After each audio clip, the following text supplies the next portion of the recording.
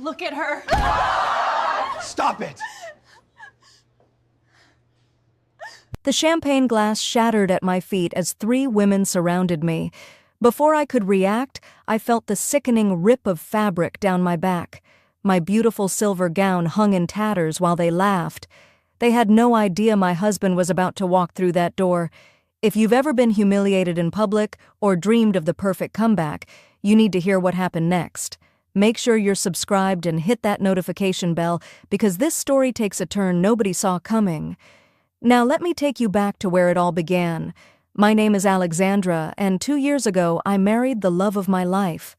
But here's the thing. Nobody knew about it. Well, almost nobody.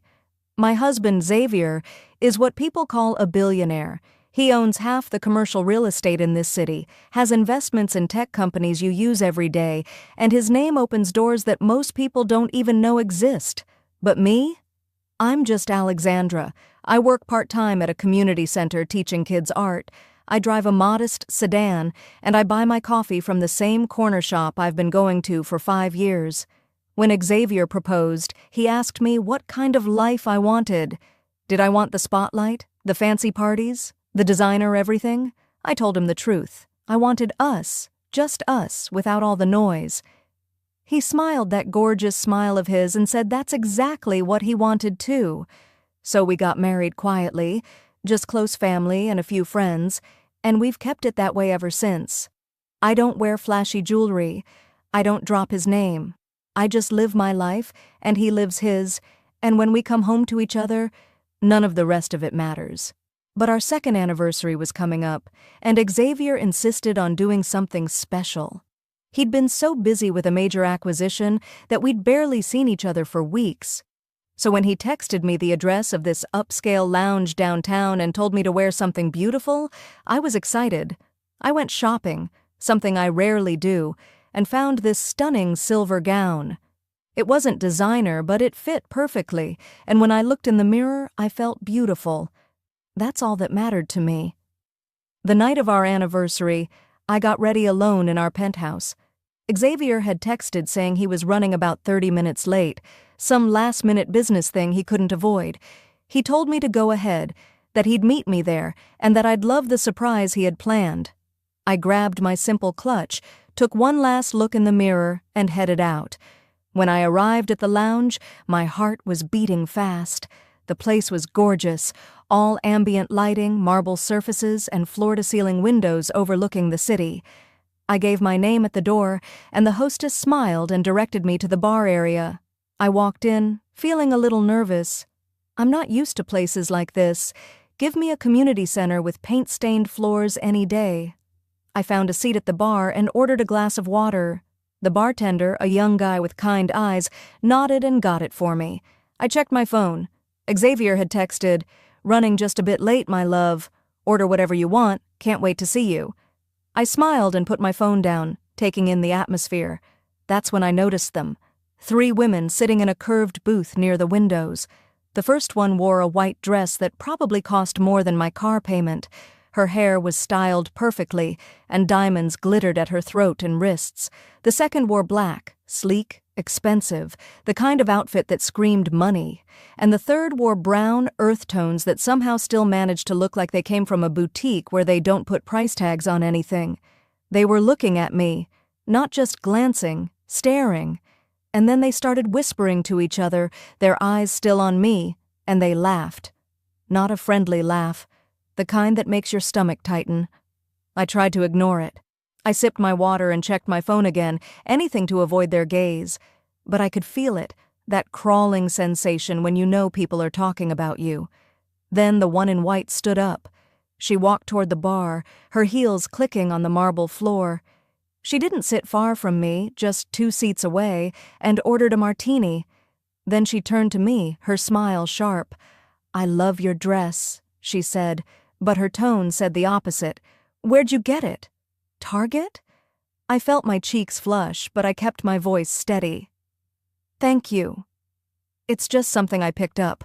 She laughed, loud enough for her friends to hear. "Oh, honey, we can tell." She leaned closer, examining my ears. "And those earrings? Are those real?" They look a little cloudy. They were real, a gift from Xavier on our first anniversary, but they were simple, understated. I didn't feel the need to defend them. "They're fine," I said quietly. The woman in white, I later learned her name was Jessica, called over to her friends. "Girls, come meet our new friend. She's so authentic." The other two joined her, flanking me on either side. The one in black, Veronica, looked me up and down like I was something she'd found on the bottom of her shoe. The one in brown, Stephanie, smiled, but it didn't reach her eyes. "So," Veronica said, swirling her wine, "what brings you here?" "This place has a pretty exclusive clientele." "I'm meeting my husband," I said simply. All three of them burst out laughing. Jessica actually slapped the bar. "Your husband? Here? Sweetheart, I don't think you understand what kind of place this is." "I'm exactly where I'm supposed to be," I said, trying to keep my composure. Stephanie leaned in, her voice dripping with false sweetness. "Are you sure he's actually coming?" Sometimes men say things to let women down easy. My phone buzzed. "Xavier. 5 more minutes. I'm so sorry. This will all be worth it, I promise." I showed them the message without thinking, just to prove I wasn't lying. Jessica snatched my phone out of my hand before I could stop her. "Let's see," she said, reading aloud in a mocking voice. 5 more minutes. I'm so sorry." She looked at her friends. "Girls, isn't that sad? He's not even here yet and he's already apologizing. What kind of man keeps his wife waiting?" "Give me my phone back," I said, reaching for it. Jessica held it away, laughing. "What's the rush? We're just having fun." "Please," I said, trying to stay calm. "Just give it back." She finally tossed it onto the bar and I grabbed it quickly, my hands shaking. The bartender caught my eye and gave me a sympathetic look, but he didn't intervene. I could see other patrons watching now, curious about the commotion. I decided to leave. This wasn't worth it. I'd wait for Xavier outside or maybe just go back home and tell him what happened. I stood up, clutching my purse. "Oh, she's leaving," Veronica said with fake disappointment. "Did we hurt your feelings?" I didn't answer. I just turned toward the door, my head held high. But as I took that first step, everything went wrong. Jessica, accidentally, knocked her wine glass, and red liquid splashed all over the front of my silver gown. I gasped, looking down at the spreading stain. "Oops," she said, not sounding sorry at all. "How clumsy of me." I turned away, trying to dab at the wine with a napkin the bartender quickly handed me. My eyes were burning with tears I refused to let fall. And then I felt it, Veronica's hand grabbing the fabric at my back. "Your dress is already ruined anyway," she said, and she pulled. The sound of tearing fabric echoed in my ears. I felt the gown rip from the top of my back all the way down, the cool air hitting my skin. Time seemed to stop. I stood there, frozen, feeling the dress hang in tatters, barely covering me, and they laughed. All 3 of them, along with a few others who had their phones out, recording my humiliation, my worst moment, for their entertainment. The bartender rushed over with a coat, his face red with embarrassment for me. "I'm so sorry," he whispered as he helped me wrap it around my shoulders. "I should have said something sooner." I couldn't speak. My throat was tight, and my whole body was shaking. I held the coat closed and started walking toward the exit, each step feeling like a mile. My mind was racing. Should I tell them who I am? Should I call Xavier? Should I just disappear and never think about this night again? Behind me, I heard Stephanie call out, "Need us to call you a cab? Maybe somewhere more your speed? Like a diner?" More laughter, more phones pointed at me. I was almost at the door when it opened, and Xavier walked in. I've seen my husband in many moods, loving, playful, thoughtful, intense when he's working, but I'd never seen him like this. He walked through that door with his assistant and 2 security personnel behind him, wearing a perfectly tailored charcoal suit that probably cost more than everything in this room combined. His presence was commanding, powerful. The entire lounge fell silent. His eyes scanned the room and landed on me immediately. I watched his expression change in real time, the joy of seeing me shifting to confusion as he took in the coat wrapped around me, my tear-stained face, and then pure, cold fury as he understood something was very wrong. He closed the distance between us in seconds. His hands gently cupped my face, his voice soft and concerned. "Are you okay, my love? What happened?" I couldn't find words. I just shook my head slightly, trying not to cry. Xavier's jaw tightened. He kept one arm around me protectively and turned to face the room. When he spoke, his voice carried authority that made everyone straighten up. "I'm Xavier Steele," he said, and I watched recognition ripple through the crowd. "And this is my wife, Alexandra." The silence that followed was deafening. I looked over at Jessica, Veronica, and Stephanie. All the color had drained from their faces. Jessica's hand was over her mouth. Veronica had gone completely still. Stephanie looked like she might be sick. Xavier's voice cut through the silence like ice. "Someone want to tell me what happened to my wife?" Nobody spoke at first. Then the bartender, bless him, stepped forward. His voice shook, but he told the truth. He explained everything: the mocking, the phone snatching, the wine, and finally, the dress being torn. As he spoke, other patrons nodded and a few held up their phones, showing they'd recorded it. Xavier's assistant was already on her phone, no doubt taking notes. His security team moved to stand near the three women, not threatening, just present. Jessica tried to speak first, her voice high and desperate. "Mr. Steele, this is all a misunderstanding. We didn't know—" "You didn't know she was my wife," Xavier interrupted, his voice dangerously quiet. "So that made it okay to humiliate her? To destroy her property? To mock her?" "No, we thought—" Veronica stammered. "You thought what?" Xavier asked. "That she didn't belong here? That she wasn't good enough? Based on what? Her dress? Her jewelry? The fact that she wasn't flaunting wealth like it's a personality trait?" Stephanie started crying. "We're so sorry. We made a terrible mistake." Xavier turned to his assistant. "Melissa, notes, please." Melissa stepped forward, reading from her phone. "Jessica Thornton. Her husband, Gregory Thornton, is a senior manager at Steel Industries. Veronica Hammond. Her family's company, Hammond Textiles, has a substantial loan through Steel Capital Bank. Stephanie Chen. Recently applied for membership at the Riverside Club, board of directors chaired by Mr. Steele." The three women looked like they might faint. Xavier continued, his voice still calm but with an edge that could cut glass. "Here's what's going to happen. Jessica, your husband's position will be under immediate review. Veronica, your family's loan terms will be reassessed by our team. Stephanie, your club application is denied, permanently." "Please," Jessica begged, stepping forward. "Please, Mr. Steele. Gregory has worked for you for 8 years. We have 3 kids. I made a horrible mistake, but please don't punish him for what I did. You should have thought about your family before you decided to torment a stranger for your amusement," Xavier said coldly. Veronica was openly sobbing now. "Our company will go under if you call that loan.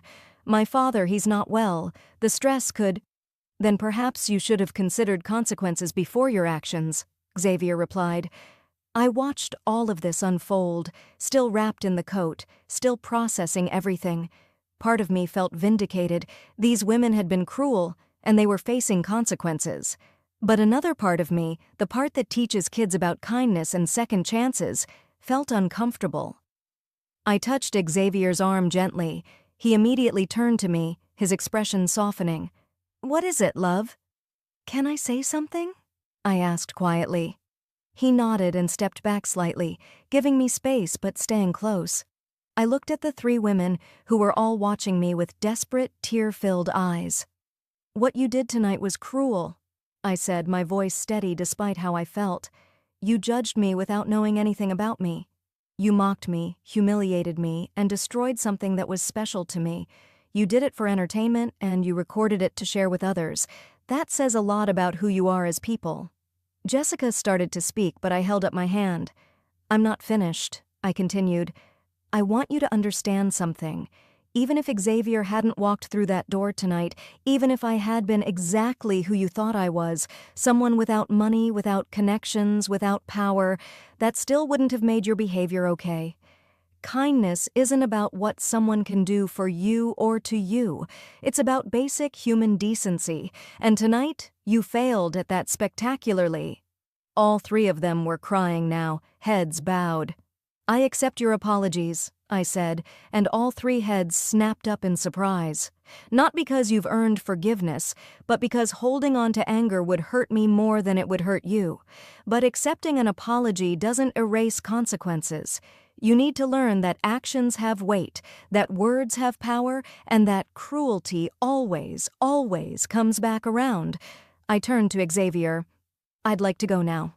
He nodded immediately, his arm going around my shoulders. But before we could leave, Jessica stepped forward hesitantly. "Mrs. Steele," she said, her voice breaking, "I know I have no right to ask, but is there anything we can do to make this right?" I looked at her for a long moment. "Be better," I said simply. "Be better than you were tonight. Teach your children to be better. That's all any of us can do." Xavier guided me toward the door, but as we passed the bar, he paused. He spoke to the bartender in a low voice, but I heard him. "Thank you for trying to help my wife. Your kindness won't be forgotten."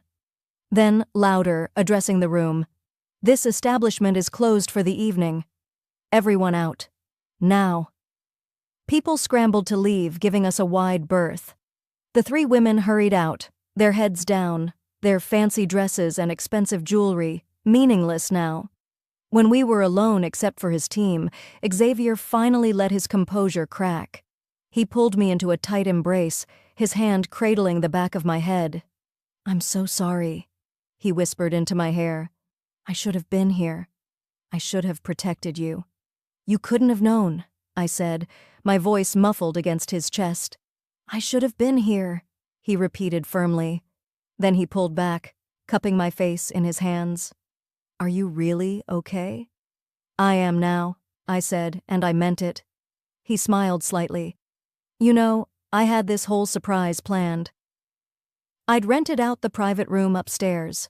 Our closest friends were supposed to arrive in about 10 minutes. There was going to be dinner, dancing, a slideshow of our 2 years together.